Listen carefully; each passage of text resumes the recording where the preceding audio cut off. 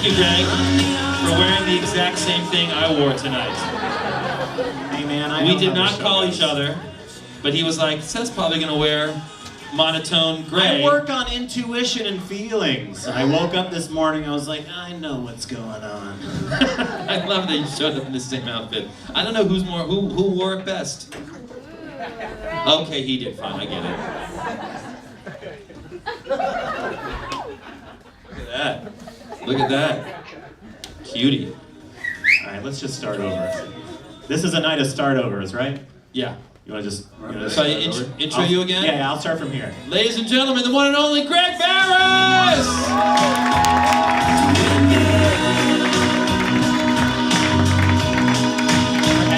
Thanks for coming out tonight. Thanks for being here. Yeah, thanks for coming out. Thanks for having me out of this show. Does anyone else need to receive me? It's good to be here. It's good to be alive. So much happening in the world. So much going on in my life. Like what? Let's just get into it.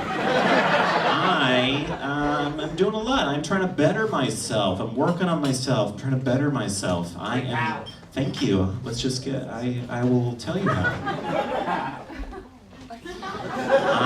I am trying to better myself by taking Spanish lessons. Thank you. I'm also taking. Thank you. Thank you. Thank you. Thank you. Thank you very much. I'm also taking piano lessons. Okay. I'm also taking singing lessons. I am learning how to sing this song. Can't live. You guys know it. The plan is I'm going to sing the song in Spanish while I play the grand piano as a surprise toast at my ex-girlfriend's wedding coming up. I'm very excited about it. I'm also learning Krav Maga. A lot going on. Let me just get this out of the way. I want you guys to feel my set tonight like we're at Coachella. You know, stand up and like writhe during my set.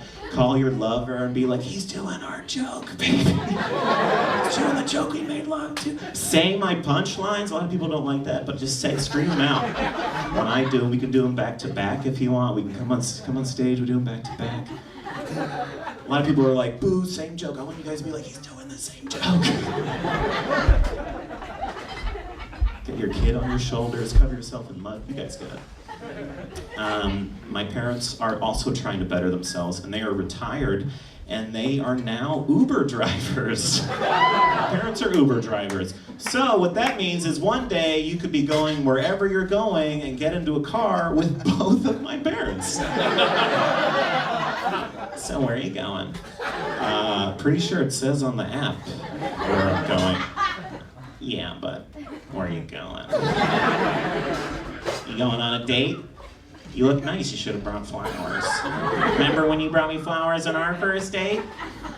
Yeah.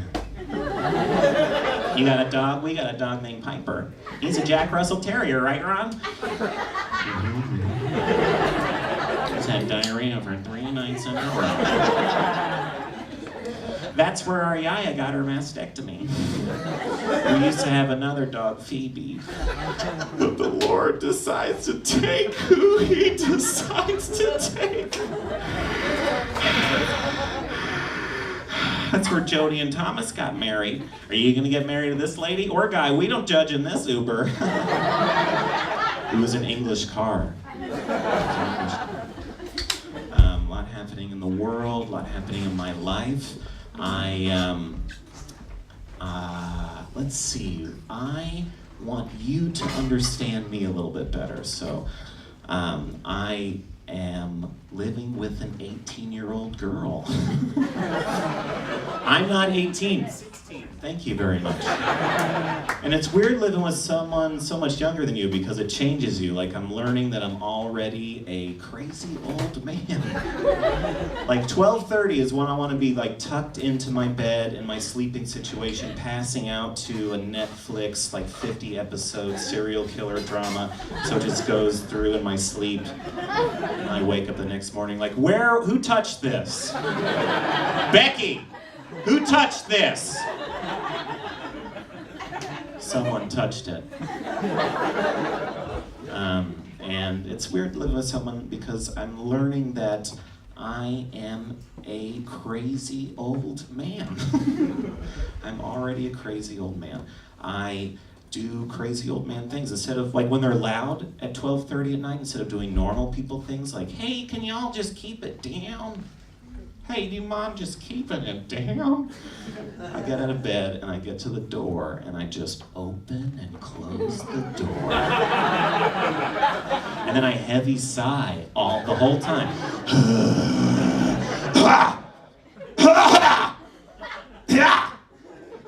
And I say stuff like, this is a shoes off house, Fiona, tell your friends. And I've never meant anything more. The number one issue for 18-year-old girls is dudes not texting back. Which is a problem for most Americans right now, I think. People not texting back. Most people are not texting back. I think about the psychology, the megalomaniac, psychotic psychology of the person who holds on to the text. What's wrong with you people? Text these people back. You get, hey, it was fun hanging out. I want to know, maybe we can hang out later. Smiley face, smiley face. And you just get it and you're like,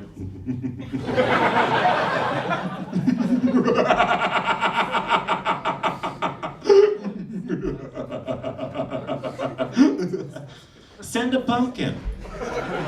Send something benign. A pumpkin doesn't mean, you might not like the person, you might want to be, blah, blah, blah, blah, blah, I'm leaving, but just send a pumpkin. Don't hold on to it. That's what the root of all the problems in the world are, is you holding on to that text. So I'll want to empower them, and they'll be in the living room, eating in their pajamas, feeding each other marshmallows, brushing each other's hair. And I'll walk in there with some food I've prepared, and I'll be like, don't you let none of these dudes disrespect you, and you don't let them touch them unless they deserve it. Here are some organic spring rolls I made earlier. And I will walk away from that situation and I literally am thinking stuff like, I am getting through to them. Also, lately I've been thinking things like, I can't wait to have my own daughter. Who else? It's like tick-tock, tick-tock. Am I right, bros? I think I'm right about that. My roommate has a crush on the construction worker who's been working on our block for 9 months, and this is her plan. She comes up to me and she's very excited. She's like, I'm gonna go up to the guy with a box of donuts. I'm gonna be like, these donuts are for you and the crew. Do you want to go on a date with me? And I'm just looking at her like, no, you will not, young lady. Not in this apartment I rent from your dad. I don't think so. Construction workers have been saying the worst stuff to women for like 900,000, 1,000,000 years since the first construct. And she does it, and she gets excited. She comes home. She's like, I went up to the guy with the donuts for you. By the way, is your name Dan? No, it's Mike. Oh, that's crazy, because I had a dream about you. And in my dream, your name was Dan. And I'm just looking at her like, what have you done? The 18-year-old girl saying, I had a dream about you to the construction worker is enough energy to keep the whole thing going for 150 billion more years. They don't learn. I am working on myself, and I've done a lot of work, and I've learned that I date people that are too cool for me. That's one of my tragic flaws. I date people with cool names, like Poulat. My name's Gregory. I have no business dating a Poulat. I need to date a regular person with a regular name. My main problem is that I'm kind of fun on the first flirt. So I have a move. A lot of people don't have a move. You can use my move, you don't have a move. This is my move. I'm gonna do it for you real quick. It's a walk-by move. You're alone at a bar. Your hair is up. If it was down, you'd be a 10, but you're a 9.2. I'll be me, you're you. Okay, here we go. It's a walk-by. It's very subtle. Here it is, here it is.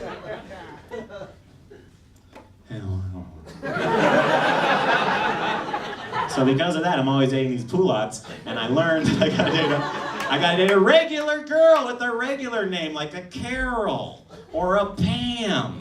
A Carol or a Pam will tell you stuff like, hey Greg, I did the taxes. They're done for the family.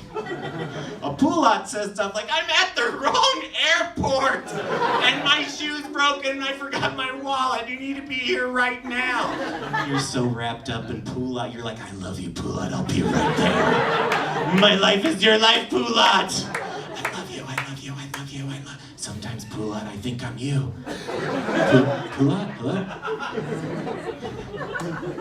But a Carol just says stuff like, I made tacos. It's Taco Tuesday. I was arrested. Me. I was arrested. I was arrested for putting a sticker on a pole. Watch out. 5 cops surrounded me, because that's how many cops it takes to hold all this down. Only 5. They frisked me. Before they frisked me, they were like, is there anything in your pockets that's gonna poke us or stab us? I was like, where are you from? Don't screw with us like broken needle or glass. I was like, who do you think I am? It's me, Greg. And they arrested me and they put me in this van. Then they arrested this other sticker no-do-weller, Blake. And then Blake was super nervous, and the cops were like, we're transferring you guys to Brooklyn downtown central booking. Blake, scared as can be, I have a dog. I immediately was like, I too have a dog. He gets so lonely without me. I know he's pregnant right now and needs me. Arrest me, fingerprint me, mug shots, scanned my retina because that's what we have decided as a country is acceptable. Put me in jail. In jail. There's a little tip I'm gonna give you. We're gonna give you 2 sandwiches, a peanut butter sandwich and a cheese sandwich. Don't eat those sandwiches because you're going to need them as pillows. Exactly. You need them as pillows. I know you're like, I don't even understand. You need them as pillows. 23 and a half hours later, I get called up to see the judge. Me in front of a judge. And the judge is looking, they scan my retina, the bailiff, I know words, the bailiff scans my retina on the judge's iPad. My life comes up, the police report comes up, and the police, right when they arrested me, were like, hey, we see you putting that sticker on that pole. And I am a very quick-witted comedian, very funny, pretty, semi-athletic, pretty rad guy. And I was like, I'm not putting stickers up, I'm taking them down. I collect stickers. Hey, that's it for me. Thanks a lot. Greg Barris, everybody. You wore it best.